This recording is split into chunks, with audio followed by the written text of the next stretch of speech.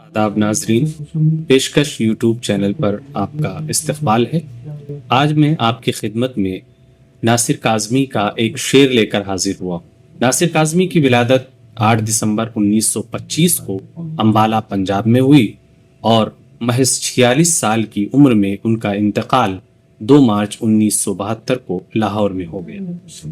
انہی کا ایک شعری مجموعہ ہے پہلی بارش، جو 1992 میں شائع ہوا، اور اس مجموعے کی شروعات ہی اس شعر سے ہوتی ہے۔ شعر کچھ اس طریقے سے ہے: میں نے جب لکھنا سیکھا تھا، پہلے تیرا نام لکھا تھا۔ اب اس شعر کو پڑھتے ہوئے آپ قرآن کریم کی آیت اقرأ بسم ربک الذی خلق بھی اپنے ذہن میں رکھ سکتے ہیں، اور یہ کہ کسی کام کی شروعات اگر ہم بسم اللہ سے کرتے ہیں تو کتنا بابرکت ہو جاتا ہے۔ اس تناظر کو ذہن میں رکھتے ہوئے جب ہم ناصر کاظمی کے اس شعر کا مطالعہ کرتے ہیں تو اندازہ ہوتا ہے کہ یہ شعر حمد کے عمدہ ترین اشعار میں سے ایک ہے۔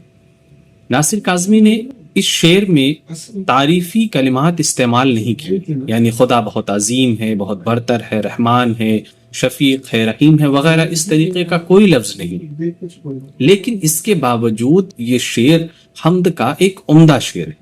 اس کی وجہ کیا ہے؟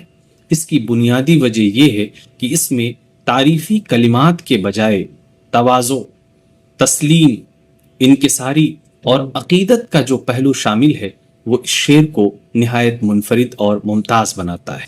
شعر ایک بار پھر پڑھیں: میں نے جب لکھنا سیکھا تھا، پہلے تیرا نام لکھا تھا۔ خدا کی تعریف کا اس سے سادہ اور آسان طریقہ کیا ہو سکتا ہے؟ ناصر کاظمی اس شعر کے لیے قابل مبارکباد ہیں اور ہم سب ان کے مشکور ہیں۔ شکریہ۔